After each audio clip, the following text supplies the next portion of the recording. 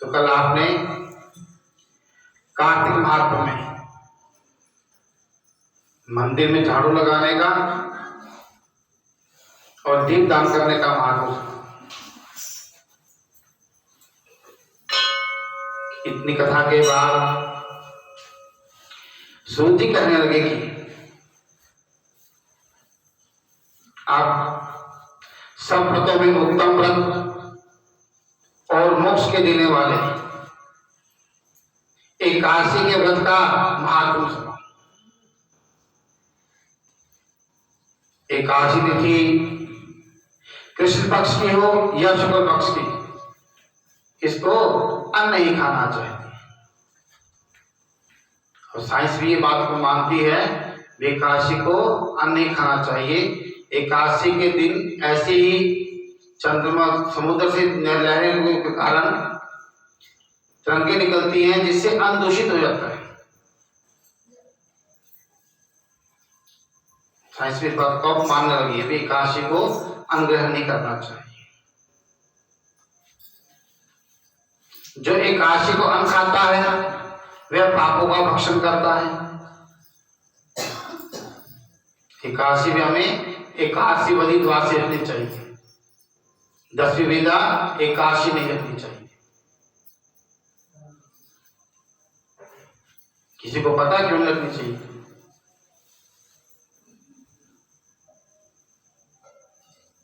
नाग पुराण के अंदर उत्तर कांड के अंदर सारा कांड इसके लिए हो। वहां पे राजा बताए गए हैं रुकम अंगद, कहते उसके राज्य में सारे ही एकादशी का व्रत रखते थे। जो एकादशी का व्रत थे सारे स्वर्ग में जा रहे थे। तो यमराज जी कहने लगे, ब्रह्मा जी के पास गए, कहता ये पड़ी आपकी नौकरी, ये पड़ा अपना खाता आपका। ब्रह्मा जी क्या हुआ? कहते जी वो वहां पे कोई मेरे नरक में आता ही नहीं, मैं वहां बैठ के क्या करूंगा? कहता तेरे यहाँ नगर में कोई नहीं आता? क्या क्यों नहीं आता? कहते वो राजा हुकुम अंगद है, वो सभी से काशी का व्रत करवाई जा रहा है, सारे स्वर्ग में जा रहे थे, नरक में तो कोई आ ही नहीं रहा। तो उनका व्रत भंग करने के लिए फिर ब्रह्मा जी ने मोहिनी नाम की एक स्त्री पैदा की।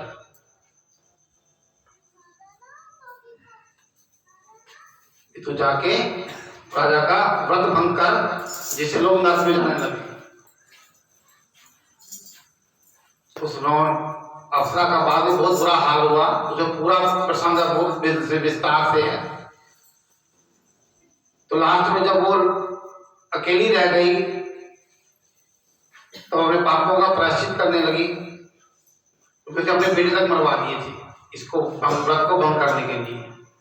उस दोष को निवारण करने के लिए बाद में ब्रह्मा जी ने कहा भी तो ये प्रायश्चित करने के बाद उनका अपना क्या करूं, रहूं कहाँ पे, क्योंकि मेरे को रहने के स्थान नहीं मिल रहा। नरक में जाती हूँ, नरक में धक्के मिल रहे हैं, स्वर्ग में जाती हूँ, स्वर्ग में धक्के मिल रहे हैं। तो फिर ब्रह्मा जी ठाकुर जी ने बाद में आके उनको 10वीं वेदा एकादशी में उसको वास दिया। जो 10वीं वेदा एकादशी के साय के समय तो वहां पे वास कर, जो ये व्रत रखेगा उसका व्रत निष्फल होगा। इसलिए 10वीं वेदा एकादशी में रखते हैं।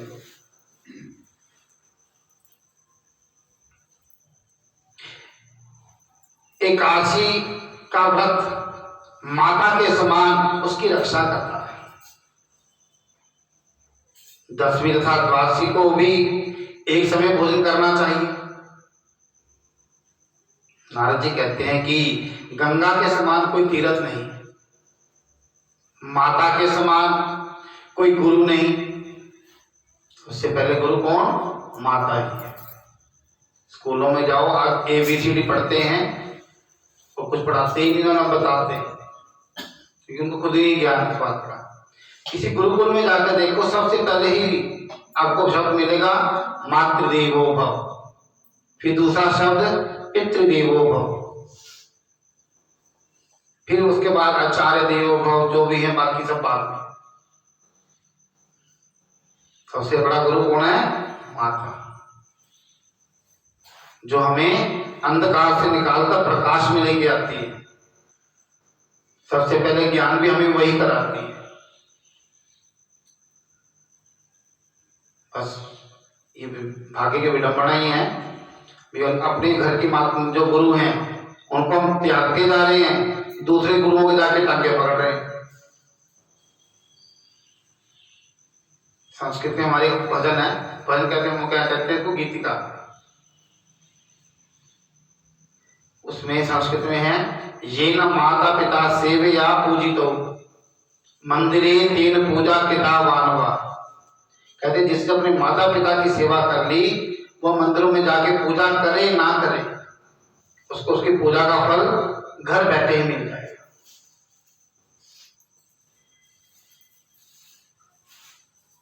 विष्णु जी के समान कोई देवता नहीं और अन्ना खाने के समान कोई तप नहीं, तथा शांति के बराबर कोई सुख नहीं, सत्य के बराबर ज्योति नहीं, कार्तिक के समान कोई महीना नहीं। इसको वैष्णव मास भी कहते हैं। ज्ञान के समान कोई लाभ नहीं तथा एकादशी के समान कोई व्रत नहीं।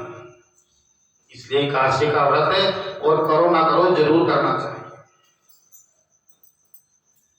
व्रत करने वाला प्रातःकाल उठकर भगवान जी का पूजन करे, पुराणों की कथा सुने, एकादशी की रात्रि को जागरण करे। नारद जी कहने लगे कि ये राजन, अब मैं इतिहास कहता हूं सुनो। नर्मदा के तट पर गालव ऋषि का अति शोभायमान आश्रम था। गालव का भद्रशील नाम का एक पुत्र था,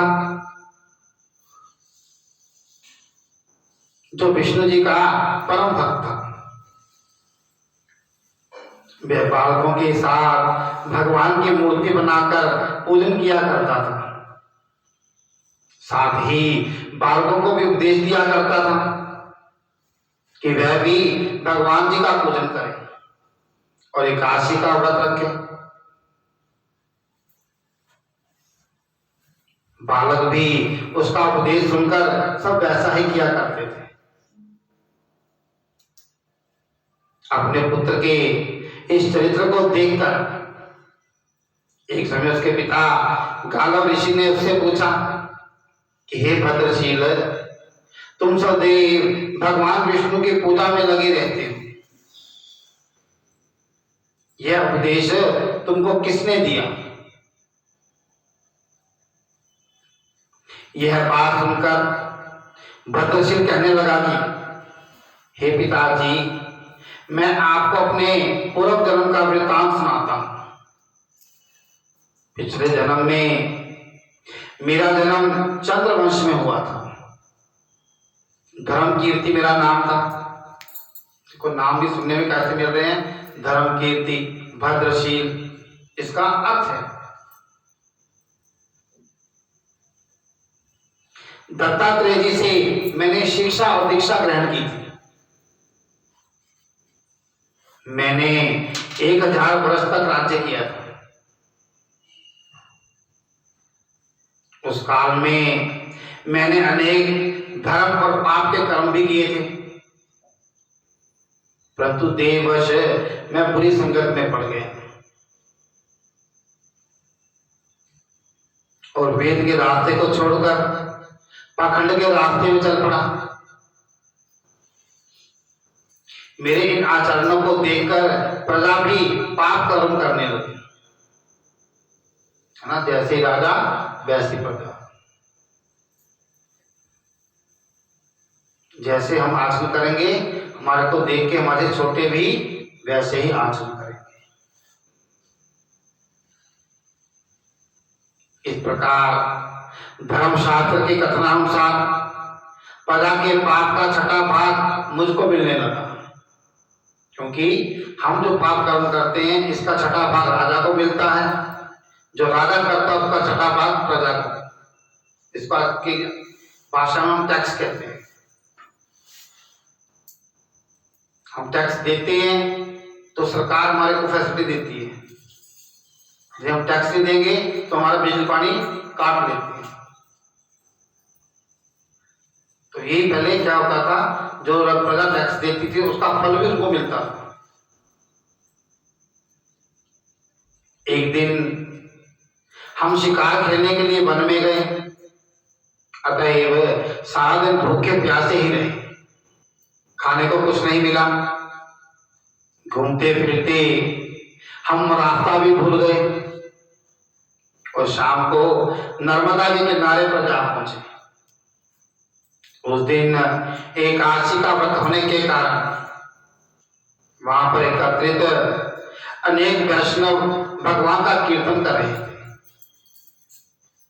मैं भी भूखा प्यासा रहकर रात भर वहीं पे पड़ा रहा, मगर प्रातः काल होते ही भूख प्यास से दुखी होकर मेरे प्राण निकल गए। उसी समय यमराज के दूत मुझको पापी समझकर मारते पीटते हुए यमराज के पास ले गए, क्योंकि हमें जो कर्म करते हैं उसका फल हमें तुरंत मिलना शुरू हो जाता है। कोई इस बात को समझ लेता है और कोई नहीं समझता। यम के दूत तो जब कहते हैं प्राण निकलते हैं, हमें इतना अंगूठे जैसा शरीर मिलता है, उसी को पीटना शुरू कर देते हैं। कि 200 शास्त्र के अनुसार 248 कोस डेली उस प्रेत को चलना पड़ता है यमराज के जाने के लिए, यमराज के पास जाने के लिए। और जितने रास्ते में जाते जाए वो बख्शते नहीं, पीटते ही जाते हैं, बैठने का उनका नाम ही नहीं।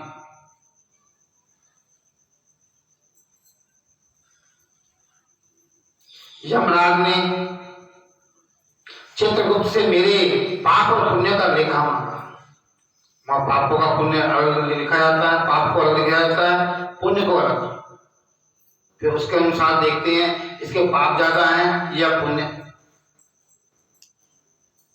पाप ज्यादा है पहले भोग, बाद में मोह लियो, पुण्य को भोगना। ये पुण्य ज्यादा है फिर पहले पुण्य वहां जा स्वर्ग में, बाद में यहां। वहां प्लस माइनस कुछ नहीं है, वहां प्लस की जगह प्लस मिलेगा, माइनस की जगह माइनस मिलेगा। इसके सबसे बड़ी उदाहरण भागवत के अंदर राजा नरेंद्र की है, जिसने कहते आकाश में जितने तारे हैं, बादलों में जितने बरसात के कण होते हैं, मिट्टी में जितनी धूल होती है, धूल कण होते हैं, उतनी गौएं दान गई थी। बस एक गऊ गलती से एक ब्राह्मण से दूसरे ब्राह्मण के पास चली गई थी, इसी कारण से दोषी कारण उसको गिरफ्त कर जन्म लेना पड़ा।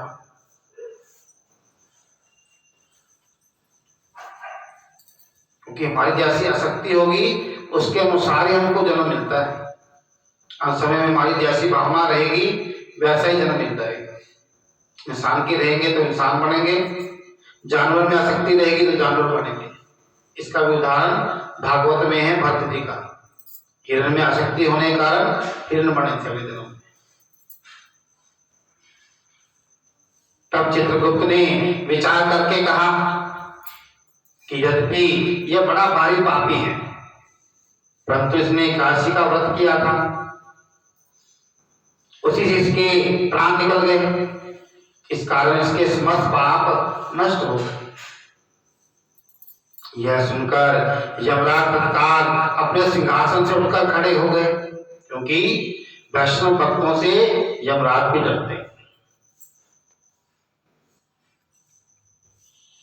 हर एक पुराण के अंदर नरकों का वर्णन है, कहीं थोड़ा है कहीं ज्यादा है।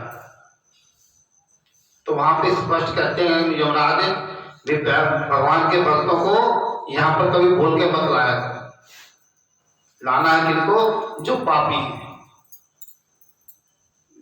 जिनको मुर्शी में रुचि रहती है।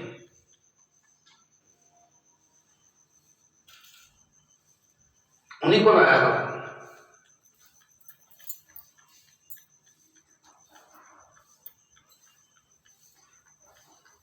और हाथ जोड़कर मुझसे बोले कि क्षमा करना, हम मुझसे भूल हो गई। साथ ही मुझको नमस्कार भी किया। फिर अपने दूतों को धमकाकर कहने लगे कि जो मनुष्य भगवान के नामों का जाप करता है, कार्तिक के महीने में भगवान जी की सेवा करता है, झाड़ू लगाता है, दीपदान करता है, उसको कभी भी हमारे पास मत बुलाओ। जिसने अनजाने में भी एकादशी का व्रत किया हो, तब भी उसके सब पाप नष्ट हो जाते हैं। सारी साल के एकादशी मत नहीं कर सकते तो कोई बात नहीं, कम से कम कार्तिक, माघ, वैशाख और श्रावण, इन 4 महीनों की एकादशी जरूर रखनी चाहिए।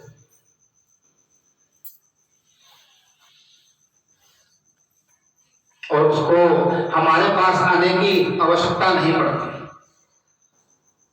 इसके बाद यमराज ने मेरा पूजन किया और फिर मुझे सुंदर विमान में बिठाकर विष्णु लोक को भेज दिया। हजारों वर्ष तक इंद्रलोक और विष्णु लोक में रहने के बाद अब मैंने यहाँ पे जन्म लिया। जो कोई इस कथा को पढ़ता है, सुनता है, उसके भी सभी पाप नष्ट हो जाते हैं। बोलो वृंदावन बिहारी लाल की जय।